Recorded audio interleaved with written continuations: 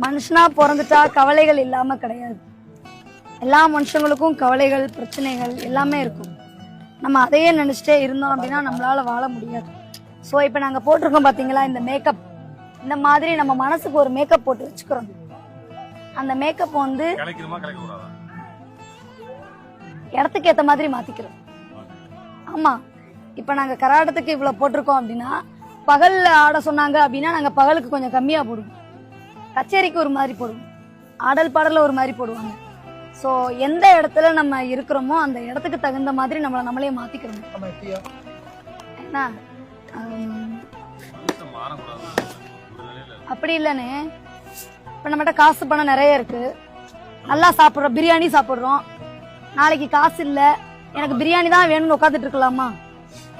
பழைய சோறு தான் இருக்கு, ஓகே பழைய சோறு ஓகே கொடுங்க அப்படின்னு சாப்பிட்டுக்கிறோம். அதை சொல்ல வரேன். ஆமா அப்படிதான் நம்ம இல்ல எனக்கு பிரியாணி தான் வேணும் அப்படின்னு அப்படி சொல்ல மாட்டேனே, அப்படிலாம் பண்ண மாட்டேன். நம்மளால சோறு போட்டா சரி, பசிக்குது சோறு கொடுத்தா போதும், அதுதான் இடத்துக்கு ஏற்ற மாதிரி மாத்திக்கணுமே தவிர நம்மளுடைய குணங்களை மாத்திக்க சொல்லும். இந்த இடத்துல நமக்கு என்ன கிடைக்குதோ அதுக்கேற்ற மாதிரி நம்ம மனசை நம்மளே மாத்திக்கணும். ஸோ வந்து பாம்பு திங்கிற ஊருக்கு போனா நடுத்துண்ட நமக்குன்னு உட்காந்துக்கணுமா?